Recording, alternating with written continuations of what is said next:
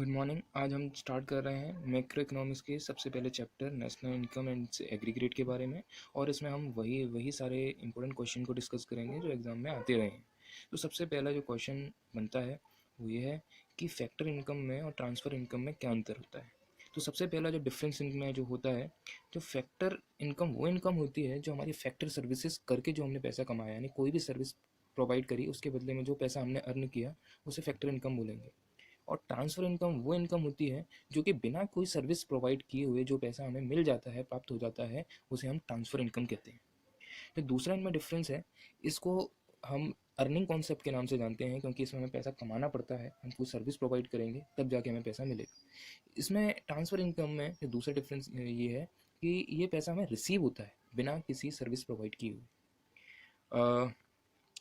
जो हमारी जो फैक्टर इनकम होती है, इसमें नेशनल इनकम को एस्टिमेट करते टाइम ये वाली इनकम को इंक्लूड किया जाता है, whereas estimation of national income हम ट्रांसफ़र इनकम को इंक्लूड नहीं करते हैं। और जो फोर्थ इसमें डिफरेंस है, इसके एग्जांपल क्या हैं? फैक्टर इनकम के रेंट, यानी कि सैलरी, हमने कोई फैक्टर सर्विसेज प्रोवाइड करी जिसके बदले में हमने किसी कंपनी में काम कर रहे हैं, उसके बदले में जो हमें पैसा प्राप्त हो रहा है सैलरी के फॉर्म में, ये हमारी फैक्टर सर्विस है, फैक्टर इनकम है। या फिर हमने कोई काम किया उसके बदले में जो हमें प्रॉफिट मिला वो भी हमारी फैक्टर इनकम है।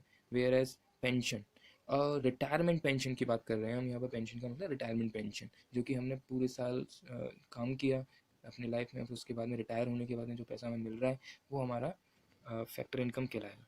वेयर एज किसी ने हमें गिफ्ट दे दिया, डोनेशन कर दिया, स्कॉलरशिप दे रही है हमें गवर्नमेंट, या सब्सिडीज़ हमें मिल रही हैं, ये हमारी ट्रांसफ़र इनकम होती हैं। या फिर ओल्ड एज पेंशन, देखो दोनों में डिफरेंस है।